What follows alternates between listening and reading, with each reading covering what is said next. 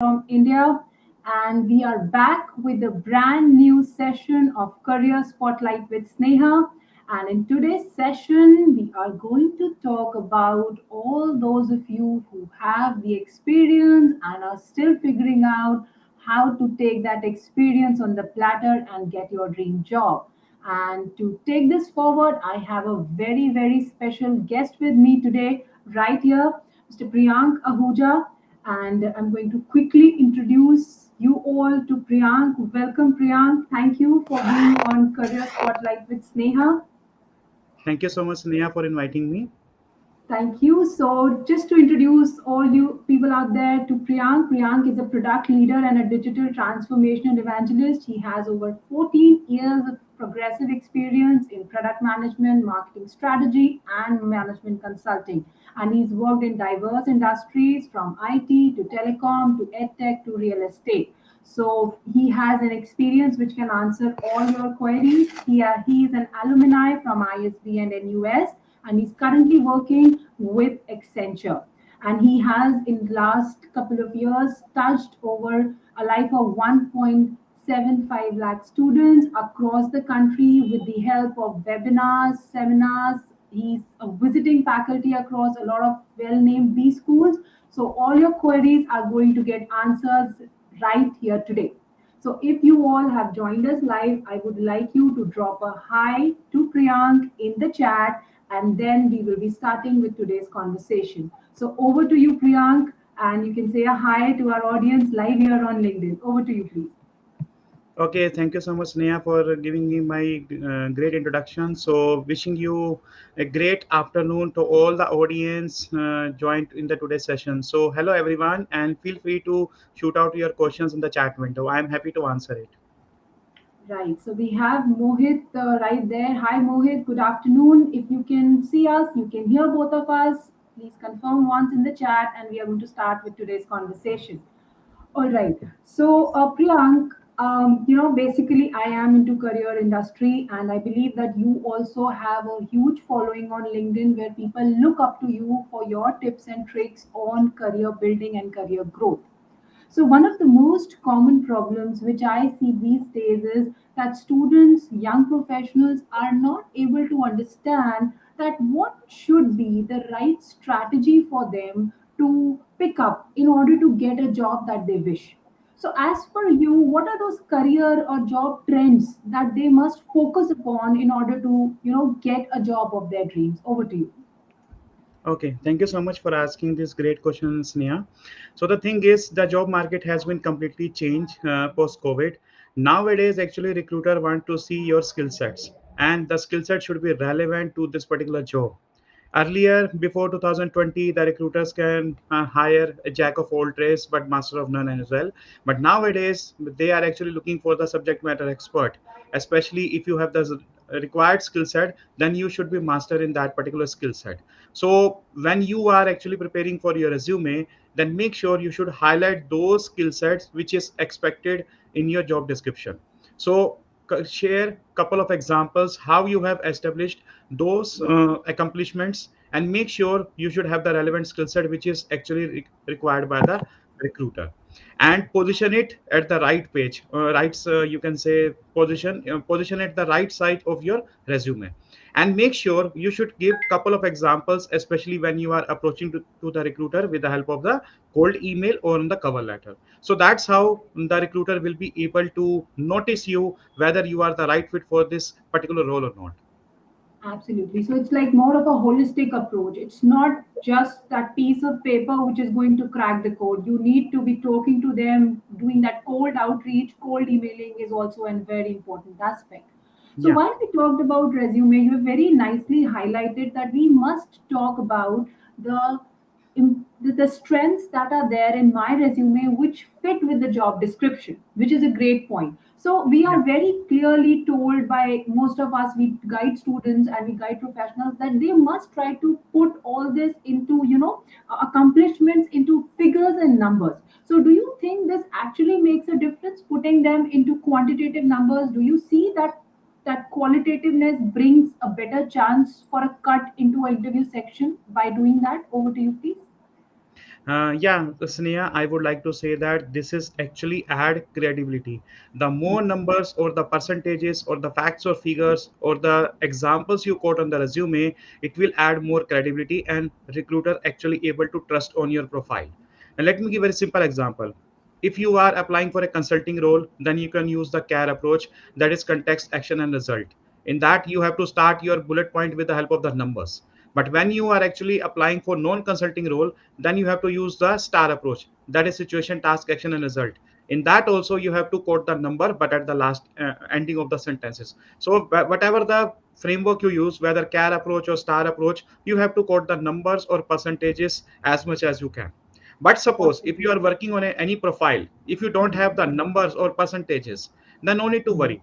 Depending upon your tenure with the company, you can throw your realistic or reasonable numbers, that is actually add credibility. Suppose if you worked in any organization, suppose Hmm. let's take example for internship.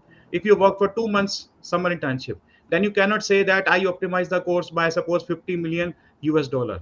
Actually Okay. nobody is going to believe that, but if it is a $5 million, that anyone can believe that. So depending upon the tenure, depending upon the role you are handling, be realistic or reasonable in your accomplishments. Don't highlight so much values which is creating the suspicious nature in the eyes of the recruiter. Absolutely. So, inflation of numbers, it's always good to be honest with what you're presenting because Yeah. that brings the credibility. Numbers add credibility, so adding right numbers is going to add more credibility. Excellent Yeah, point there. and not only Right. this, the So, credibility you have to you have to be prepared for asking the answering the follow-up questions. Then yes, the recruiter will ask what challenges you face, how did you overcome, can you give me an example where things were odd against you, how did you accomplish the yes, same. So you have yes. to be prepare yourself for those follow-up answers. Excellent, excellent point there, Priyank. So it's not just that piece of paper, it's holistic. What you write on your resume must resonate with you as a person. That's so Yeah. that when you're being asked that question, when you're being asked and inquired about how did you do it, it should come out very flawlessly that you were the one who, actually did it. So it's like be honest on your resume and be prepared to present yourself in the best possible manner. Excellent. So, Yeah. if I ask you for, what could be those three things that recruiters really want to see on their resume? Can you shed some light on that? I mean, you've answered to some extent that we must follow what is given on the job description, but Hmm. what are those things that will help a resume to definitely get shortlisted if that is, if the tips are being followed? Okay. So the most important thing which recruiter wants to see in your resume is what you are doing in the last 3 years. Whether you are a fresher or whether you are experienced person, the last 3 years of work experience is really important for the recruiter. Okay. So Excellent. make sure you should briefly explain and make sure you should tailor as per the required role which you are searching for, and don't highlight those kind of keywords in your resume which has non relevance. Suppose if you are currently working with a business development role, and suppose you are applying for suppose finance role, then these business development role keywords will not add any value to the recruiter. So you can remove those particular keywords. Highlight those particular keywords which has a direct relevance for the upcoming role. Second thing is you should showcase your required skill sets. Every job description will have three components. First is the company overview, second is the roles and responsibilities, and the third you have the expectations from the candidate. So pick up the required words which are mentioned in the expectation from the candidate and add in your skill set and competencies, so that whenever any kind of you can say ATS software is running on your profile, they can pick up the right keyword. And third, as I mentioned, you have to quote up with the values or numbers or percentages which cite couple of evidence and add credibility in your profile that in genuinely you have accomplished those particular parameters in your life. Excellent, excellent. So I think this sums up the anatomy of a resume. If they go by Yeah. this approach, I think the whole of the system is going to be set. And whether it is a human intervention or it's a ATS, in both the cases, the resumes will stand out when the keywords are optimized as per the requirement of the job. That's a great point. Okay, so we have been talking about resume, and when we started this conversation, you very nicely put it down that it is important to network and also reach out through cold emails to the recruiters. So, how do you see networking? Because this is what you started with. That in 2020, after 2020, the things have changed. Now, only your graduation or your skill set will not get you the job. You have to be there with the right approach towards the role in order to get selected. So, do you see networking playing the role? You have a huge following on LinkedIn, and I'm sure you keep adding tips and tricks for people to adapt to LinkedIn in a manner that can help them in their job search. So, how do you see LinkedIn as a source of getting their dream job, especially for experienced professionals? Sneha, let me tell you one thing that people are approaching so many professionals on the LinkedIn. Okay, Mm, and every professional actually must be receiving 50 to 100 messages every day. And those mm, who are having the bigger positions in the company, they might be receiving 200 to 250 plus DMs every day. Now, exactly. everybody is writing their message in a different manner. Some says that, hey, this is my CV, please can you recommend in your company. Say, some people say that if you have any opportunity related to my skill set, just drop me email at this my email ID. Some people don't write anything. They say that I am looking for a job, please do let me know if you have any suitable vacancy for me. I'm Yes. desperate, looking for a job. These Mm, kind of weak messages actually don't add any value, and you will not expect any kind of response from that, and people generally don't reply to those kind of messages. Now, what kind of messages or what kind of cold emails or cover letter you should write? You should not write small messages, very small, just one or two liner, that is not approachable. And you should not write too much bulky paragraph because nobody has time to go through the same. You have to write just three simple paragraphs, just three simple paragraphs. Each paragraph should not have more than 7 lines. So total in nutshell, I can say 21 sentences is the maximum limit, but try to be right between 10 to 21, that will be work. Now, these three paragraphs should be different. First paragraph should talk about that why you are interested in this particular role. Your ask should be genuine and your ask should be clear to the person. Second, you have to showcase maximum two accomplishments that demonstrate that you have acquired the skills which are relevant for the job. excellent. And third is why only you will be considered as a preferred candidate over other, because Mm, there are tons of people actually applying for a particular role. Then why they will shortlist you? You have to justify yourself. If you write this compelling message along with the examples, along with the right keywords, then definitely you will get the response from the hiring manager or the HR executive or the working professional to whom you are approaching. Otherwise, you will never get any kind of response. Everybody is reading the message, but mm, they true. will respond you if your ask is clear.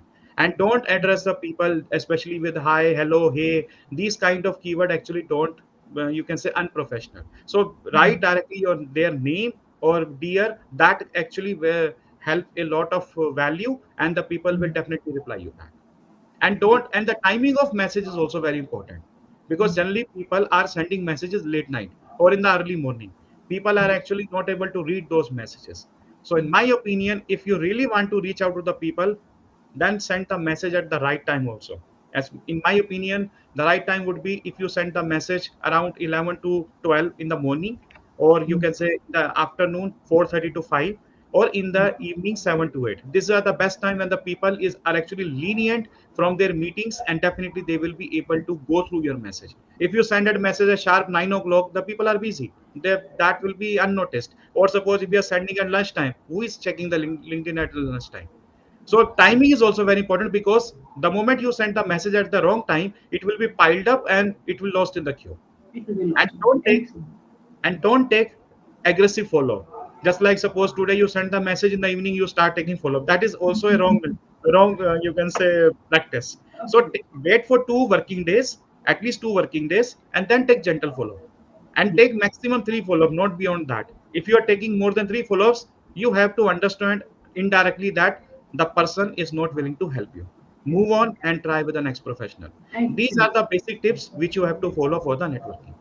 Right. And do you also feel that what you have given, you've laid down three great tips. First one being that you have to frame your message in the right format, Yes. following the three paragraph approach, which is excellent, where you tell about yourself, you are requesting, and at the same time you are being very persuasive also. Yeah. Second, you talked about the timing, which is very crucial. The third one is the follow up, that how aggressive we need to be in the follow up, which are great. But do you think that before we follow these tips, should there be, is there a minimum requirement in the way our profile looks? Because I think a very naive profile on LinkedIn also, people would be very reluctant to, help that profile if it doesn't have a profile picture, or if they do not even have any credibility added to their profile. Do you think such profiles will also ever get any kind of response, even if the opportunity is available with recruiters or anybody in the companies which are the whom the people are approaching?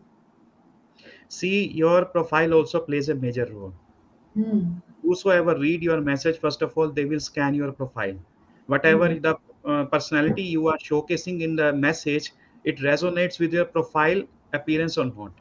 So make Yes. sure you should maintain the professionalism on your profile, upload your professional photograph, and make sure your about me section should resonate with the message. About me Yes. section is very, very important. In fact, Hmm. 80% students are actually ignoring the same. It is the Hmm. same thing that when you are appearing for the interview, the recruiter will ask the first question that tell me about yourself. Yep. And this is act as an elevator pitch for you to drive the interview in your direction. So make sure Hmm. you should add the relevant keywords, you should add the relevant skill set which you have acquired, your major accomplishment, and what type of industry, company, and the desired location you are looking for, so Right. that actually generate the insights among the recruiters, and definitely they will respond you back. But if your profile Yes. is weak, if there is no picture, then people will feel that this is might be a fake profile, or this is not Yes. the person who has write the message to me.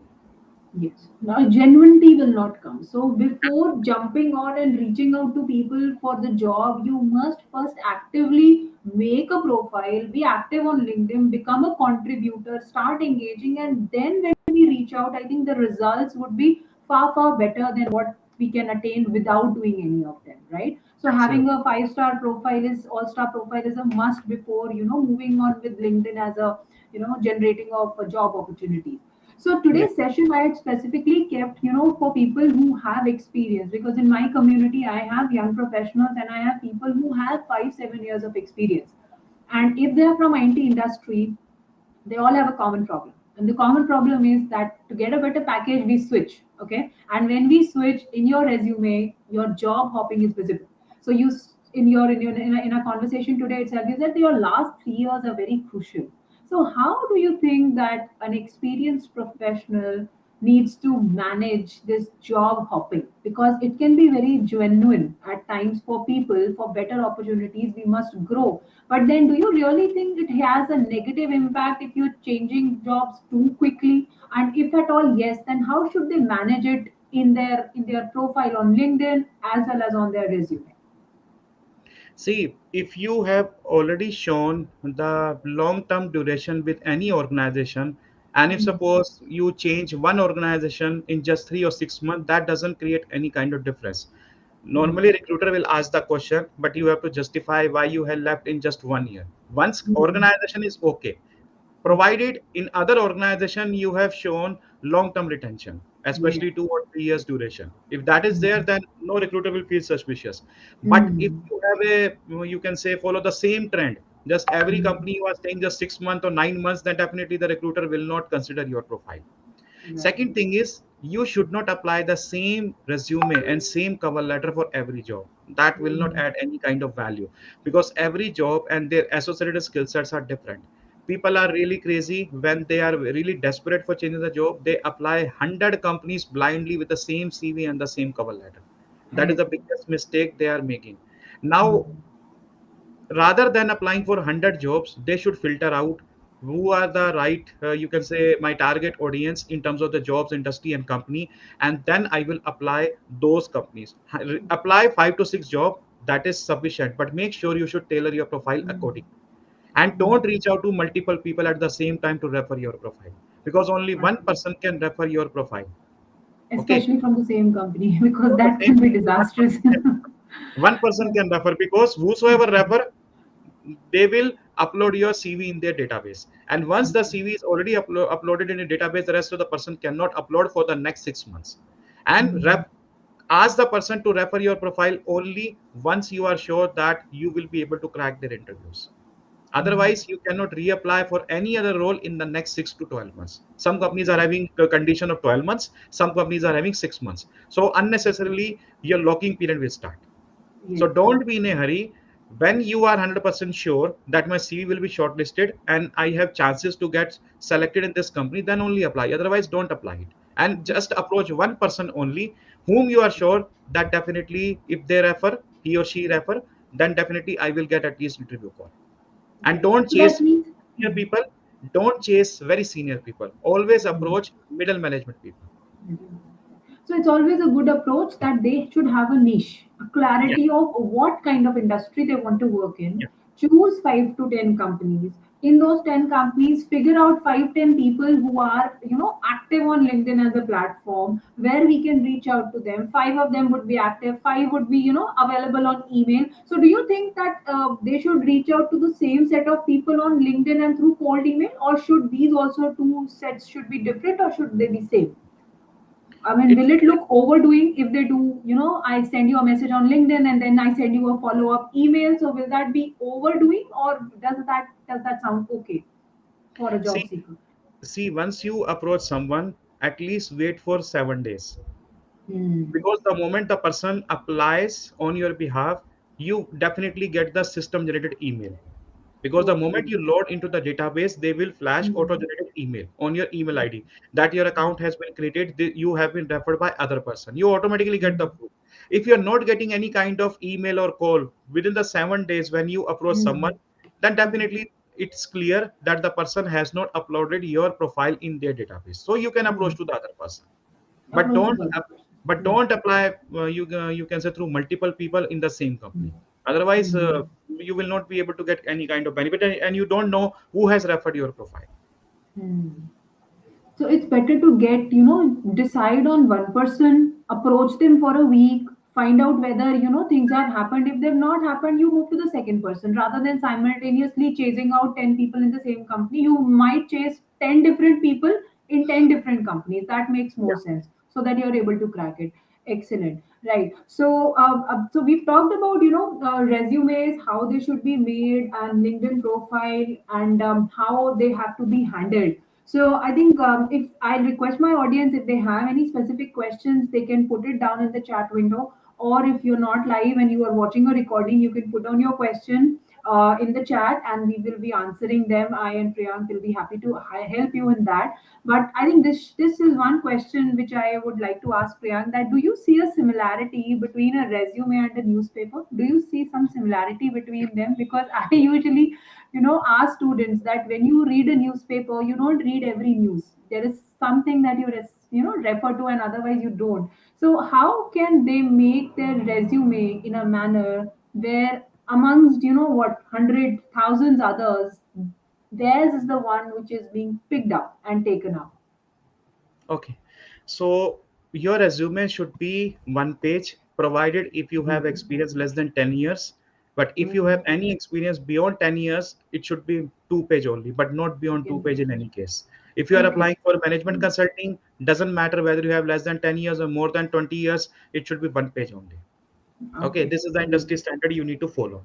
Second Hmm. thing is, in your resume, make sure you should add the relevant keywords and position at the right way, and the numbers and percentages you should keep it bold and highlighted those skill set as well as bold, so that recruiter will able to identify those keywords in your resume.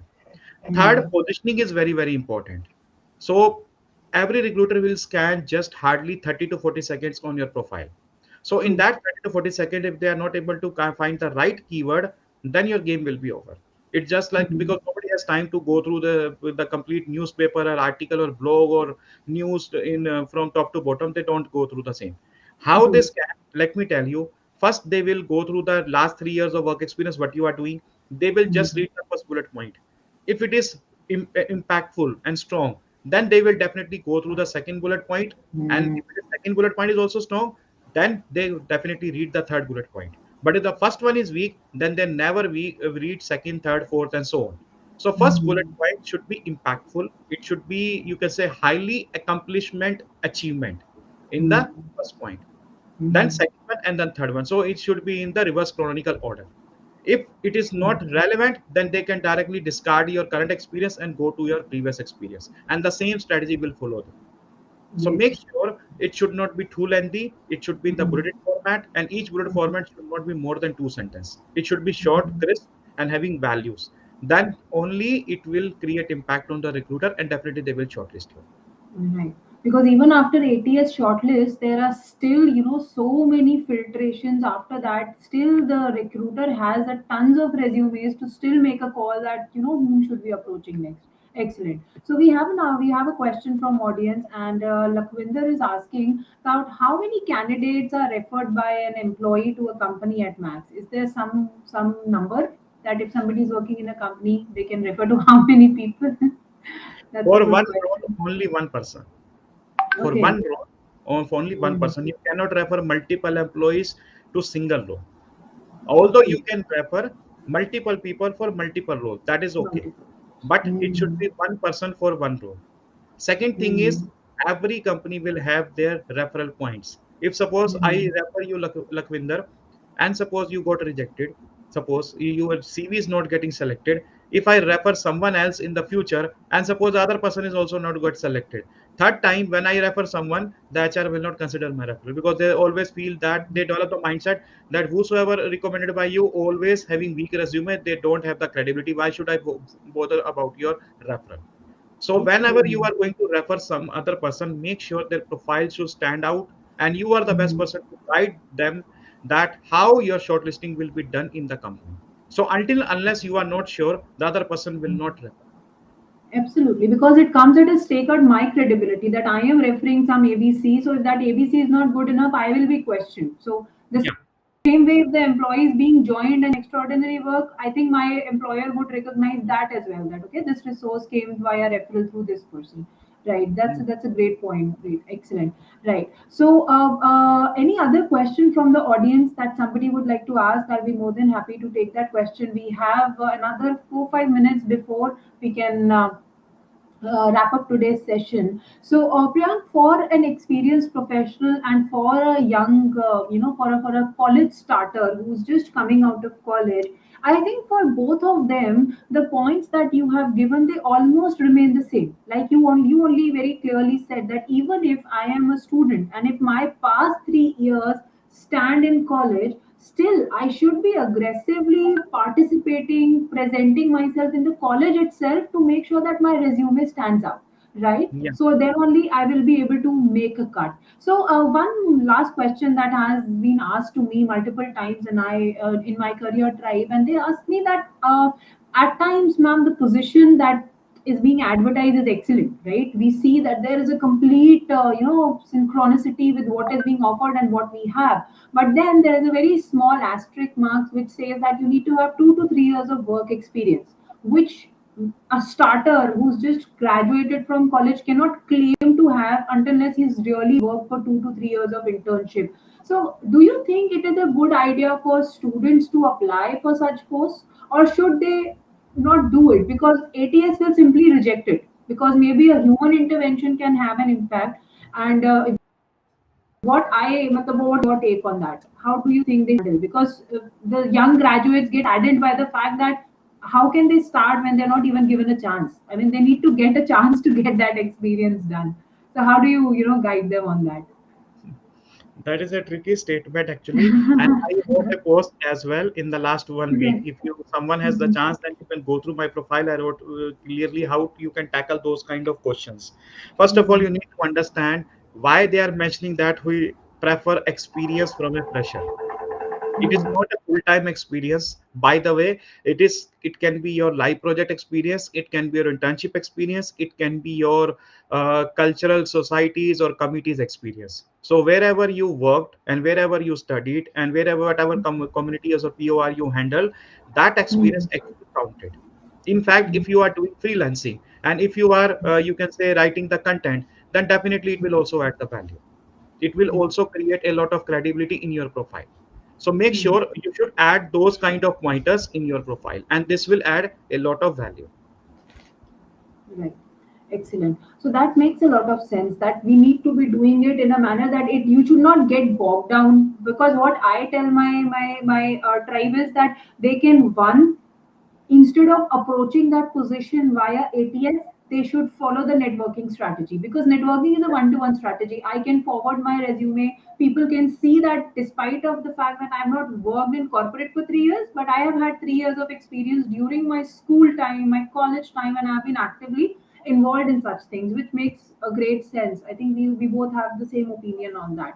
Excellent. Yeah. So anyone else who has any question, you can please put that down in the chat window. And I think I'll be wrapping this up in next 1 minute. So Priyank, your last three golden nuggets for someone to be able to confidently present themselves for interview. What do you think? What should be the best way to present themselves for an interview? How do you see that? First of all, before applying for any job, you should do your Hmm. homework. Hmm. Identify your first industry, which industry you want to work, whether ad tech, Hmm. retail, pharmaceutical, healthcare, IT, Hmm. consumer electronics, which Hmm. industry you want to work. And Hmm. within that industry, what type of companies you are willing to apply. Suppose in e-commerce, Hmm. suppose you are willing to work for Amazon, Flipkart. Suppose in food Hmm. tech, you want to apply for Zomato or Swiggy. So be very Hmm. clear which industry and which companies, and then Hmm. decide the role, whether sales, marketing, distribution, HR, or product management or consulting. So identify industry, then company, and as well as role. Your location should become at the last preference. Don't give priority to your location until unless if you are a fresher, because it is Hmm. just your beginning of your career. You should Hmm. give the preference of location after getting minimum 5 to 7 years of work experience. When you are going Great to point. settle down with a family, then only you can give preference to your location. So that Yes. will be the first strategy you need to follow.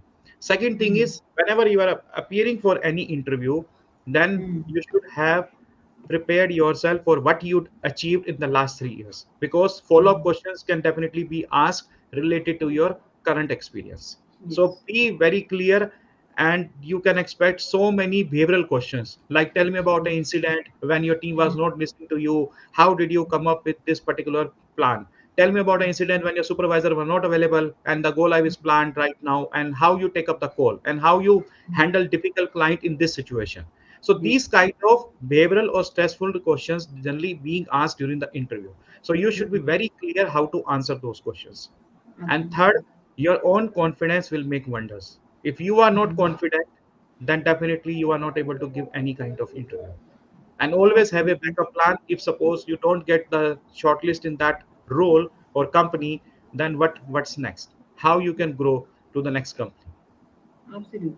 I completely endorse what you have said, because I also feel that confidence only comes with one thing, or rather two C's. The C of confidence comes with clarity and content. If you know what you want and you are prepared for what you have to present, if your content is ready, I don't think anyone in the world can ever feel underconfident, because each one of us have the trait of confidence. It just depends on where we have clarity in the content, we are confident. But when we do not have the clarity, even I and you can falter when we don't know what is to be done. When the content is not clear, each one of us, gets nervous. So that's a very great point that you put forward. So we need to be clear. We need to prepare ourselves for that role. We need to be holistically thinking about what all follow-up questions can come up, so that we are able to handle them well, and they don't act as a bouncer to us during the interview. We are already ready and understood that how they have to be tackled, which is going to be coming out as a very confident personality of ours during the interview. Great, great. So I think, Priyank, we have touched holistically all the aspects of an interview. I call it a job success triangle, where I say that you need to be networking, you have to build a resume, and you have to ace your interviews. So it is extremely, extremely, I think it's a great session. And we have one more question from Lakwinder, so I will not miss the audience question. I just the last one for today. And Lakwinder is asking, everyone knows that when interview is going on, interviewee always will be nervous. But how can the interviewee check that the interviewer is also nervous? What is the sign to check? So how do you take First that, of all, first of Priyank? all, Ravinder, you need to understand why you want to check whether interviewer is also nervous. Yeah, Okay. exactly. If you are really interested to check that whether they are nervous or not, Just understand if they are taking so much time in deciding what is the next question they are going to ask from you, then you feel Yes. that they are nervous. Second thing, if they are not able to make the eye contact, especially they are convinced with your answer, but they don't want to showcase that they are convinced, then you will feel that they are nervous. And third, they don't know how to reject you in the interview, then you Yes. feel that they are also nervous. Excellent. So Priyank, you have aced that one because I was literally thinking, why should we worry what the interviewer is thinking? We should rather focus on what we want to present. But good question, Lakwinder. I think you've got the answer. Priyank has given you 3 points through which you can understand that it is not that only you are feeling uncomfortable. At times, the person in the front, the sitting, the position is also feeling the jitters, and it's a very mutual kind of a thing. So they thank also you, have Priyank. they also Yeah, please, please. they also have a great responsibility on their shoulders how to select the Absolutely. right candidate from the pool Yeah. of the application, because once Absolutely. you can say they select you, and if you are not able to perform well as per their expectations, then they will be scolded in the interview that who has hired this particular person. So don't Absolutely. So feel their that if life is you at are stake. giving your best, when they are also giving their best, they are also having this sense of responsibility on their shoulders. Absolutely. So it's like, both of you, the interviewer and the interviewer, are always in the same position. You are proving yourself, and they are there to prove themselves that we have judged this person as per our company's value system, the need of the position. So makes sense. That's a great one, right? So I think I'll wrap up the session because the career is a point which can never end. I call career is synonymous to life. We can keep on talking about career for the rest of the day, for that matter. So thank you, Priyank, for joining me on Career Spotlight with Sneha. We are really grateful for your time, for you've taken out from your busy schedule. And I request everyone who's viewing this, please follow Priyank's content on LinkedIn. It is golden. It is like you will get every point is so precise and so beautifully mentioned that you will quickly be able to understand and implement. This is how he presents his content. So do follow him. You can reach out to him for his career guidance tips. He's a great person who you must seek guidance from, right? So thank you for joining us, Priyank. It was a pleasure to have you on Career Spotlight with Sneha. Thank you to all the viewers for joining us live. Thank you, everyone. Thank you, Priyank. Good day, everyone. Thank you.